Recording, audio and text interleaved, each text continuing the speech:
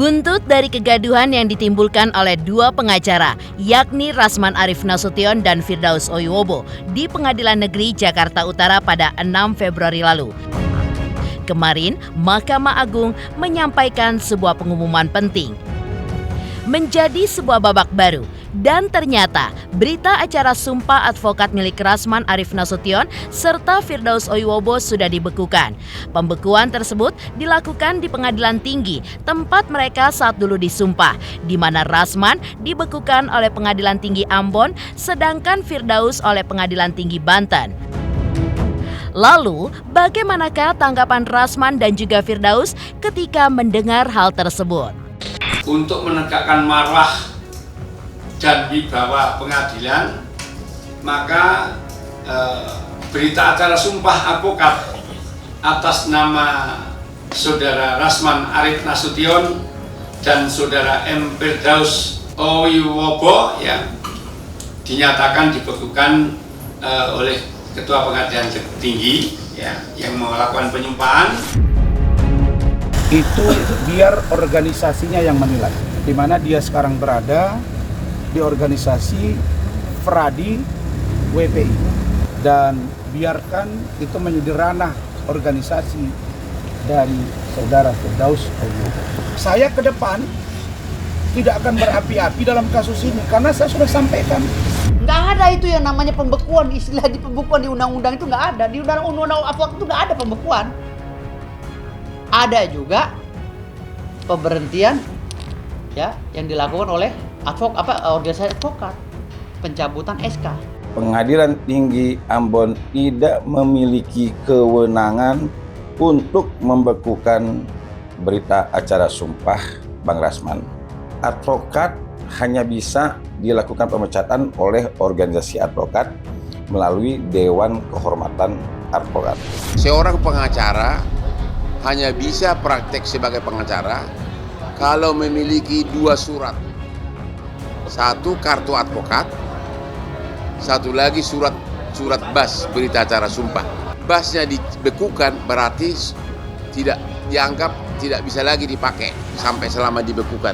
Di paragraf terakhir, di situ disebutkan bahwa saya akan menjaga tingkah laku saya. Artinya menjaga tingkah laku ini bisa di mana saja, di masyarakat, terutama di ruang persidangan. Hormat setinggi-tingginya buat Ketua Mahkamah Agung melalui Ketua Pengadilan Tinggi Ambon, Ketua Pengadilan Tinggi Banten yang membekukan berita acara sumpah daripada Rasman dan Firdaus. Pengacara dunia pengacara Indonesia tidak akan rugi kehilangan terhadap mereka, karena itu adalah mengurangi dua orang yang hanya pertama kali Indonesia ada pengacara yang senekat ini, dua orang.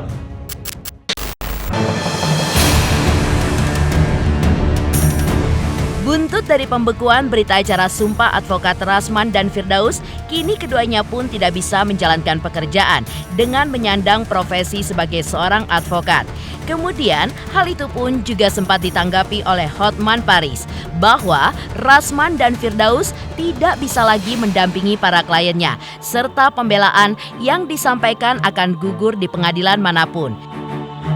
Di lain sisi, Rasman pun kemarin masih terlihat mendampingi Fadel dan mengaku masih menjadi kuasa hukumnya, sedangkan Firdaus akan tetap maju menjadi kuasa hukum Rasman. Maka yang bersangkutan tidak dapat menjalankan praktek sebagai advokat di pengadilan. Tidak ada aturan yang mengatur bahwa saya tidak boleh beracara. Pertama, surat tersebut belum sampai ke tangan saya. Menjadi aneh bagi saya, kok kita sekarang menerbitkan satu surat kalau itu benar, sementara yang bersangkutan belum terima aslinya. Kami ini nggak ada yang gaji. Kami ini cari duit sendiri. Kami membela hak hukum daripada masyarakat Indonesia. Saya nggak nangis kok mendengar surat bahasa dibekukan. Saya ketawa-ketawa aja. Mulai tanggal diterbitkannya surat pembekuan bas, sudah tidak bisa lagi, sudah tidak berhak lagi mengaku sebagai pengacara. Apabila Firdaus atau Rasman misalnya menandatangani surat kuasa atas nama klien untuk membela dimanapun termasuk di pengadilan, maka surat kuasa tersebut batal demi hukum. selama surat bas belum dicabut, maka harus berhenti kegiatan dia mengaku-ngaku sebagai pengacara. Ya, saran saya pada Bang Rasman tidak perlu ditanggapi karena tidak ada dampak hukumnya dan Pengadilan Tinggi tidak berwenang untuk membekukan berita acara sumpah seorang advokat. Dimaknai dapat dihentikan sementara atau dinonaktifkan sementara sampai ada satu keputusan yang menentukan apakah produk yang dibekukan tersebut tidak berlaku atau tidak dapat dipergunakan lagi.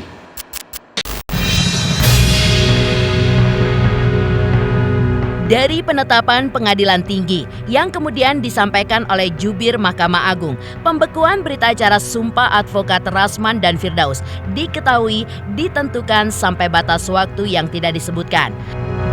Alhasil, sampai ada pertimbangan bahwa pembekuan tersebut bisa dicabut.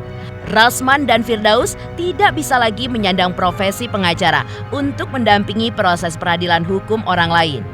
Kabarnya, Rasman pun sempat menyampaikan protes ke Mahkamah Agung terkait apa yang terjadi di Pengadilan Negeri Jakarta Utara pada 6 Februari lalu. Tapi, sindiran Hotman Paris pun seakan membantah pernyataan Rasman. Jadi kalau kita lihat penetapan, itu ya menetapkan membekukan berita acara sumpah advokat. Jadi kalau lihat di sini tidak ada batas waktu sampai berapa, pokoknya intinya dibekukan seperti itu. Mahkamah Agung memerintahkan kembali, karena di sini bukan dunia infotainment saja, tapi juga ada dan lain-lain. Saya ingin koreksi agar tidak putusan yang membekukan ya. Membekukan itu bukan berarti mencabut. Yang membekukan ini bisa aktif kembali kalau misalnya ada putusan di atasnya dan atau ada kekeliruan. Bahwa berdasarkan pasal 9 ayat 1 Undang-Undang Nomor 18 Tahun 2003 tentang advokat. Advokat yang telah diangkat dapat dikenai tindakan pemberhentian sementara atau dicabut haknya untuk menjalankan profesi oleh organisasi advokat. Apakah saya sudah diuji? Apakah saya sudah di sidang etik? Kan nggak ada. Jadi istilah-istilah begini nih, istilah tendensius. Dibekukan karena dia naik meja kan. Kalau itu berkaitan dasar hukumnya kayak content of court, sidangkan dulu content of court-nya dong. Kalau udah ada putusan pengadilan tentang content of court, pelanggaran saya terhadap kegaduhan yang ada di persidangan, barulah saya dieksekusi. Itu pun melalui proses, ada sidang etik, ya kan? Ditanya dulu saya kenapa suruh naik meja, sengaja atau tidak, menginjak-injak atau naik jalan.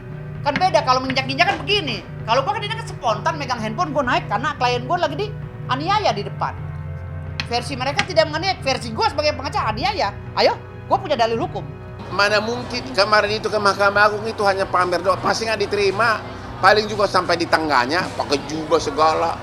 Aduh, malukan kau Firdaus. Dari situ aja dia sudah harus sadar bahwa sebenarnya karir mereka sudah berakhir.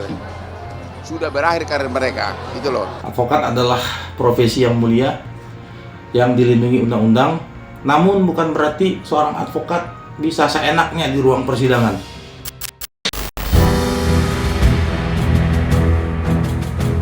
Buntut dari pembekuan tersebut, bila memang kedua pengacara ini sudah tidak lagi dapat melenggang ke ruang sidang dan menyandang profesi pengacara, tentulah banyak yang penasaran apa yang selanjutnya akan dilakukan. Rasman pun menegaskan jika ia akan tetap mendampingi Fadel sambil berkonsultasi dan diperiksa di organisasi advokat yang menaunginya, yakni DPN Pradi Bersatu.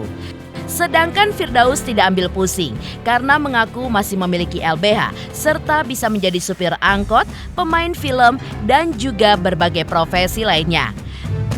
Benarkah sidang kode etik akan ditujukan pada Rasman dan Firdaus sebentar lagi? Kalau saya sudah bersuara keras, setengah keras, sangat keras,